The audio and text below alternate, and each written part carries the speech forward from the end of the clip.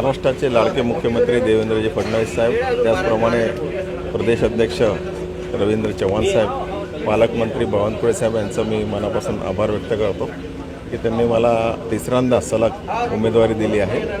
त्या अनुषंगाने महाराष्ट्रामध्ये मी जेव्हा 2012मध्ये आमदार झालो, विधान परिषदचे आमदार असताना त्याने मला जी चांगली संधी दिली, महाराष्ट्राचे मंत्री म्हणून काम करण्याची संधी दिली, त्याचप्रमाणे पक्षामध्ये वेगवेगळ्या भूमिकेमध्ये चांगलं काम करण्याची संधी दिली, त्याबद्दल मी आमचे देवेंद्र फडणवीस साहेब यांचे मी मनापासून आभार व्यक्त करतो।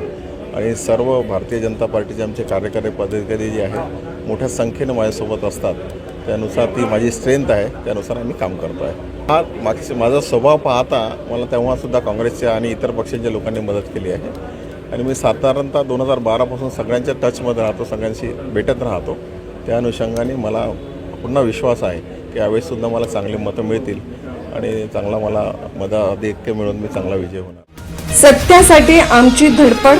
महाराष्ट्र नाद न्यूज मराठीला सबस्क्राईब करा आणि बेल आयकॉनला क्लिक करा आणि रहा अपडेट।